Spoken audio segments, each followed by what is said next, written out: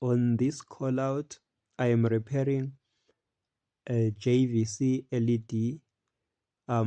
This is a flat screen. I don't specialize with these. I specialize with appliances. This is not an appliance, but when they trouble with small things that I can repair, I take my chance and get paid. It's all about money.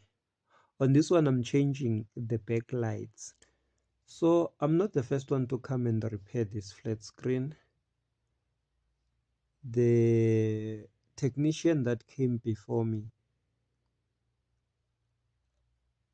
fiddled with these backlights, and now they're not working.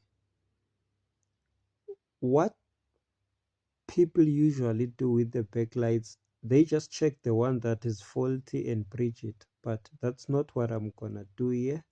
I'm gonna replace these backlights because I've seen that if you bridge them, they work for a short period of time, then later the problem will exist again. So you can see that I had to make holes for the new backlights I was fitting. The reason was they're not aligning with the holes that aligned with these old backlights that I have removed. Now that these old backlights have been removed, I now need to press this white sheet nicely so that it can glue to the glue underneath it. After that, I will then put back the white sheets and then the black strip. Now the white sheets are in place and also the strip. So this strip, you need to press it nicely so that it clips and mount tight. You need to press it all around and make sure it clips perfectly, because the screen comes on top of it. So when it's not clipped perfectly, this thing will break the screen when we are putting back the screen, and that would be a big problem. But before putting back the screen, I like to take my 11 volts battery for my cordless drill and plug the lights and see if they are coming on, since they are using 12 volts. That's what we have where I live. So these ones are coming on.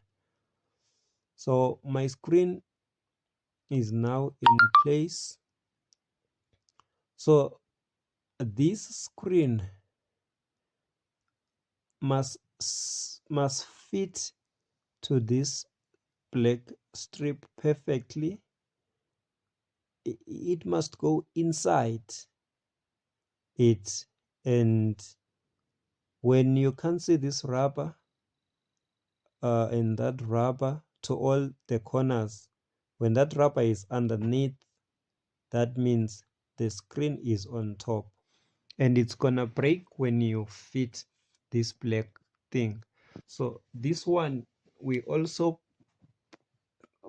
press it nicely so that it clips. So when a screen sits in perfectly to that black strip underneath, when we clip this thing, it will not push the screen for us. So that is why the screen must fit back perfectly to that black strip, if I'm using the correct word. So now I have fitted the screen perfectly. Now I have few things left to wire the backlights. Not here where the old ones were. There is no 12 volts there. 12 volts is here on this red wire and here. So negative goes here and positive goes to the red wire. This is because my backlights are using 12 volts. So if I wire them there, They will come on when I'm switching this TV on. These two cables here were faulty, so I had to replace them. They are 35 volts and 330 microfarads. You can see at the back where I was soldering. Always remember that when replacing the backlights with the backlights that have the same voltage, always use those wires there. On my case, it was a different story. I haven't put back everything. I'm only testing to see if I'm winning. So it seemed as if I've won the battle.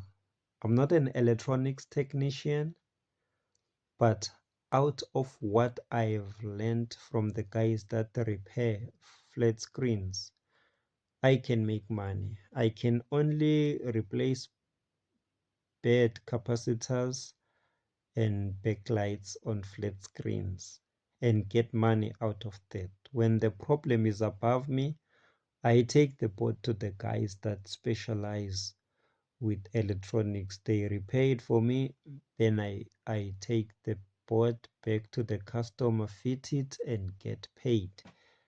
So I hope you learned something here. If I can do it, you can do it and get money out of it. Don't forget to subscribe to my channel. Bye bye.